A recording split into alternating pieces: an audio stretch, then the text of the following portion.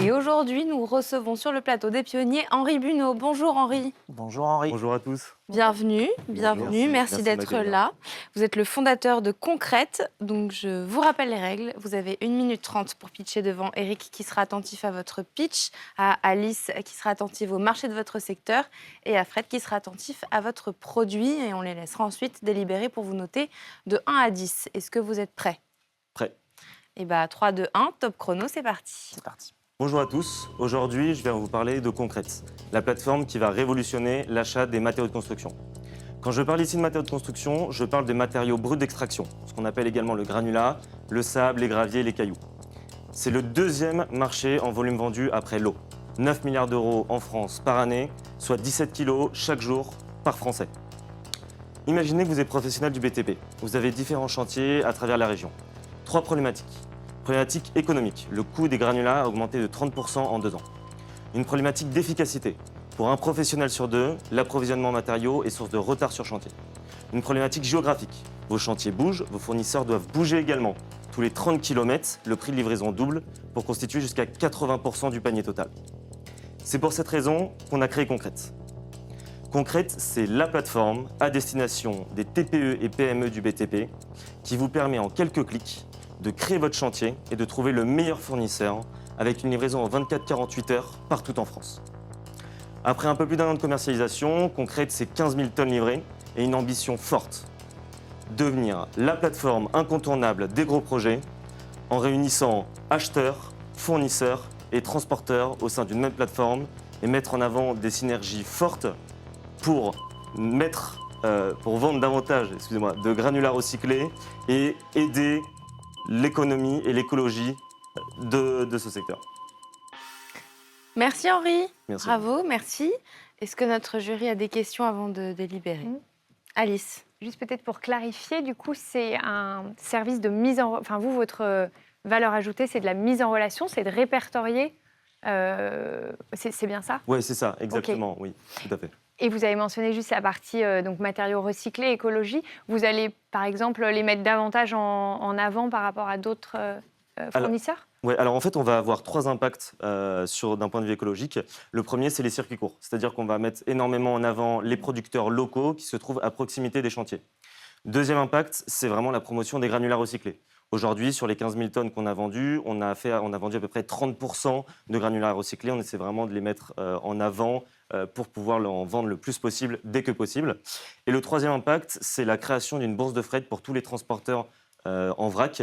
Il faut savoir qu'aujourd'hui, un trajet sur 2 en transport vrac est fait à vide. C'est un problème qui est économique et écologique pour les sociétés de transport, en leur proposant des courses ponctuelles rémunérées pour remplir leur camion d'un point A à un point B, quand ils rentrent au dépôt, par exemple, en fin de journée. Ça permet d'avoir un impact positif sur l'environnement. Merci. D'autres questions, Fred? Oui, mais j'ai une autre question pour bien comprendre le produit. Alors, j'ai compris l'histoire du covoitrage. On va appeler ça comme ça, du vrac qui se déplace ensemble. Mais alors donc, par rapport à ce qui se fait aujourd'hui, la plateforme, si je dois décrire sa valeur ajoutée la plus forte, c'est quoi? C'est un gain de temps, c'est un gain d'argent. Alors j'ai compris qu'on peut, si on a envie, construire son chantier comme on veut en 48 heures, ça donne presque envie de le faire.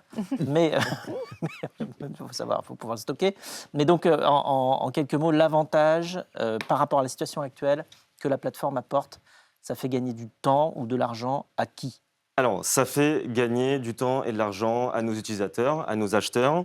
Ça fait Les gagner... acheteurs, c'est des gens qui organisent des chantiers. Voilà, ça va être des BTP. artisans, des TPE, des PME du BTP qui vont avoir besoin de granulats pour faire une allée ou même pour couler une dalle en béton.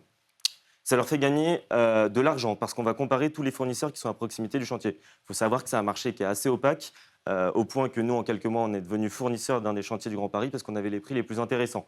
Parce qu'aujourd'hui, la transparence est un peu compliquée dans ce secteur et nous, on va justement apporter de la transparence à nos clients. Donc, gain économique.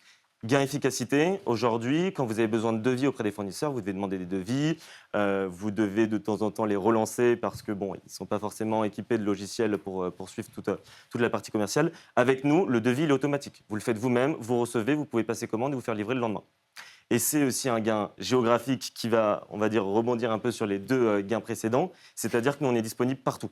Aujourd'hui, même si vous prenez les plus grands producteurs, ils vont couvrir à peu près 30% du territoire. Donc dès que votre chantier il a bougé de 30 km, vous devez refaire une nouvelle recherche de fournisseurs, une nouvelle recherche de prix. Nous, quand on ouvre un compte chez nous, on ouvre un compte chez nos 600 fournisseurs qui sont aujourd'hui référencés sur la plateforme. D'autres questions avant de délibérer? Non, on est bon. C'est bon pour moi pour l'instant. Et bah tout de suite alors Merci à tous. pour les notes. Merci, à tout de suite. Henri, vous venez à l'instant de pitcher. Vous me disiez que vous trouvez que vous êtes allé trop vite. Oui, je suis peut-être allé un petit peu vite parce que c'est un marché qui est très complexe. Donc il faut vraiment arriver à poser les bases. Le marché du granulat peut être très large. C'est le deuxième marché en volume vendu, hein, comme je l'ai dit. Il y a de réelles synergies qui existent entre les différents acteurs de ce système, donc que ce soit les acheteurs, les fournisseurs, les transporteurs. Aujourd'hui, c'est un marché qui est très atomisé et effectivement, c'est très dur de remettre tout en place pour un marché qui est déjà déconstruit. Donc quelques éléments manquants, mais plutôt fier de votre prestation. Oui, totalement. Je pense quand même avoir réussi à montrer les avantages qu'ont les utilisateurs de notre plateforme, que ce soit côté acheteur, fournisseur ou transporteur. Donc oui, plutôt fier. Vous appréhendez le retour en plateau, le retour des coachs? Non, dans tous les cas, ça sera des commentaires qui seront bons à prendre pour progresser. Bon bah c'est parti, on retourne en plateau pour découvrir les notes. Nous sommes de retour en plateau avec Henri pour découvrir les notes de notre jury. Attention, c'est parti, 3, 2, 1. C'est donc un 7 pour le pitch pour Eric, un 8 pour le marché du secteur pour Alice et un 7 aussi pour le produit pour Fred. Eric, je te laisse commencer.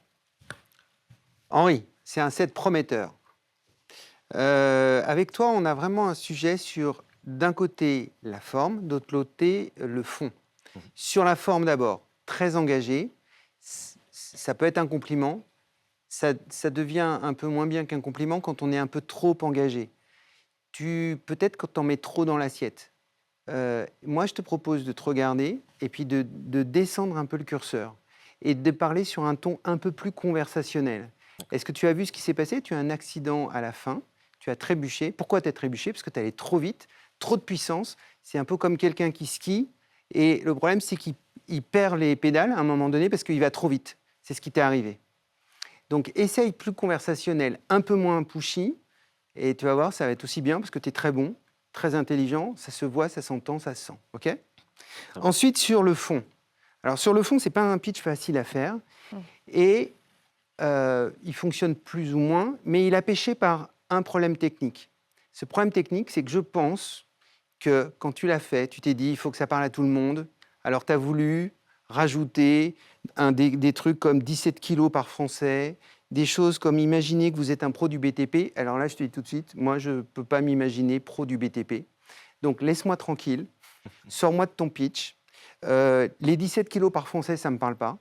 Ah, moi, ça me plaît beaucoup, ça. Et, Je dis comment c'est et à mon avis, pose-toi d'abord la question de quelle est la problématique qu'ont ces pros du BTP. Et pars de ça. Et reste sur eux. Reste sur leurs problématiques. Et là, il n'y aura pas de sortie de route. Et il y a d'autres points. Quand tu dis on a déjà 15 000 tonnes livrées comme une ref, alors là, honnêtement, pardon, ça ne me parle pas du tout. Je ne me rends pas compte, tu vois, ce que c'est 15 000 tonnes.